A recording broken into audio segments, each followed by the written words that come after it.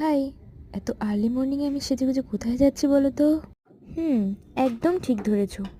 চলে গেলাম পার্কে কুয়াশার স্পর্শ নিতে।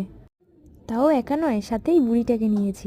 পার্কটা আমাদের হল থেকে কিছুটা দূরে, তাই আমরা রিক্সা করে চলে গেলাম ঠিক পার্কের সামনে। সম্পূর্ণ রাস্তাটাই কুয়াশায় ঢাকা ছিল, তার উপরে হালকা করে সূর্য মামা উঠে পড়েছে। দেখতে কিন্তু খুব লাগছে। ফাইনালি চলে আসলাম আমরা পার্কের মধ্যে। শকুনের চোখ যেমন নিচের দিকে থাকে, তেমনি আমার চোখ গাছের দিকে। এই তো, এই সেই জায়গা যেখানে এসে সবাই ছবি তুলে প্রোফাইল করে দেয়, আর আমি এখন এসে প্রথমদের মতো ফিল নিচ্ছি। আহা হা, কি শান্তি! বুড়িটা তো খুব খুশি, এতদিনের আবদার পূরণ হলো ওর। আশেপাশে ভালো করে দেখে নিলাম, আর সামনেই পড়লো ক্যামেরাম্যান।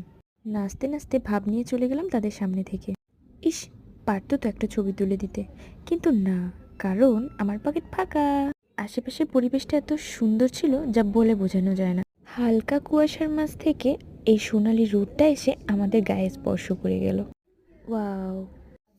এরই মধ্যে বুড়িটা আবার সবাইকে দেখে এক্সারসাইজ করতে শুরু করলো। এই কুয়াশা ভরা ভোরে জগিং করার মজাই আলাদা।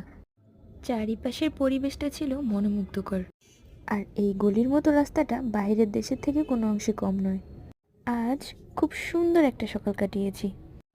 আমার তো ভীষণ ভালো লাগছে। তোমরাও সুযোগ পেলে এসো কিন্তু।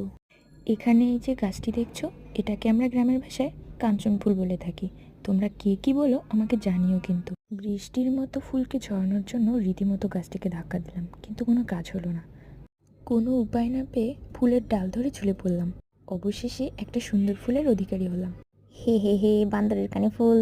আগেই বলেছি, শকুনের চোখ নিচে, আমার চোখ গাছে। এই গাছটি দেখতে পাচ্ছ, এটি একটি কাঠগোলাপের গাছ। শীতের পাতায় ঝরে গেছে, এটা কিন্তু অনেক পুরনো। মনের খুশিতে আমি কিন্তু যেখানে সেখানে উঠে পড়ছি, এটা কিন্তু আমার দোষ নয়। সামনেই আসতে চোখে পড়লো অনেকগুলা কাঠবিড়াল। ওরা খুব দুষ্ট, লোকের দেওয়া খাবার খাচ্ছে, কিন্তু লোক দেখলে পালায়। তবে বেশ কিউট। পার্ক থেকে বেরিয়ে আবার হলে চলে আসলাম। প্রত্যেকেরই জীবনে ভোরের ঘুমটা অনেক সুন্দর হয়, আর আজ আমি তার থেকে বেটার কিছু পেয়েছি। ওকে, চলো, টাটা।